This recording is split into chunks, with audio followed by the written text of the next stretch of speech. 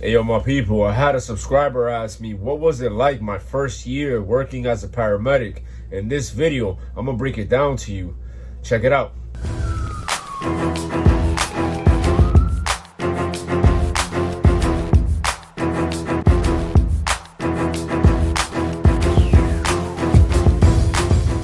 So for those of you that don't know, I became an EMT in 2003 and a paramedic in 2007. My first year as a paramedic, I was about 21 to 22 years old, wearing a small shirt while lifting weights, drinking protein, drinking creatine, going through the streets of New York City with sunglasses on, and just being super duper proud of myself for being able to be the valedictorian of my paramedic program. I wanted everybody to know that I was being a healthcare provider who was helping people. Super proud, super confident, and feeling great about myself. But there was a part when I used to get to work that used to get to me. One was people didn't immediately embrace me because I needed to earn my stripes. They were skeptical. Who's this young flashy guy with a flashy car? I would usually drive my cousin's 545i BMW who had 20-inch rims to work. Or I would just drive my brand new Honda Accord with a huge sound system, showing up to work blasting bachata and merengue. And the people were skeptical of my skills, especially the supervisors in the city of New York, specifically in the South Bronx. They would show up to my jobs.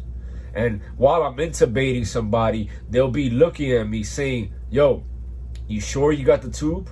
It looks like you got it in the stomach. But they were doing it to make me second guess myself. The capnography was good.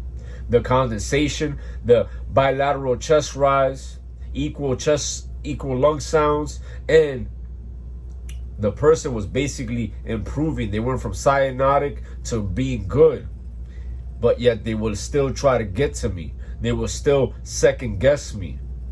Could be for one or two reasons. Maybe they were just playing around. Maybe they were just haters to see such a young guy doing such a good job. And the reason why I bring this up, your first year as a paramedic, there's going to be people pushing you around. There's going to be people being, what's the word, passive aggressive. They're going to be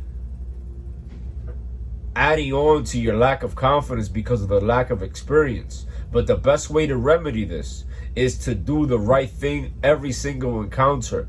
Do the best job you can. Of course, you're going to make mistakes. It's part of human nature. I made mistakes myself. I spoke about my first cardiac arrest where I kind of froze up and I didn't know what to do with the epinephrine. So understand this, your first job is always going to be the worst one. So your first gunshot wound, you're going to be like kind of stuck. Your first time applying a traction splint, you're going to be kind of stuck. Your first time doing a ventilator job is going to be the same thing. But focus on doing the right thing and do everything within your scope of practice to help the patient, to know your protocols, to know your algorithms. And most importantly, notice at the beginning of the video, I mentioned that I was in shape. So that allowed my confidence to rise because there was a part of my confidence that was low because of the lack of experience. But then there was another confidence that was high because I was a man. So remember, before you're an EMT, before you're a paramedic, you're a man, you're a woman, you're a person.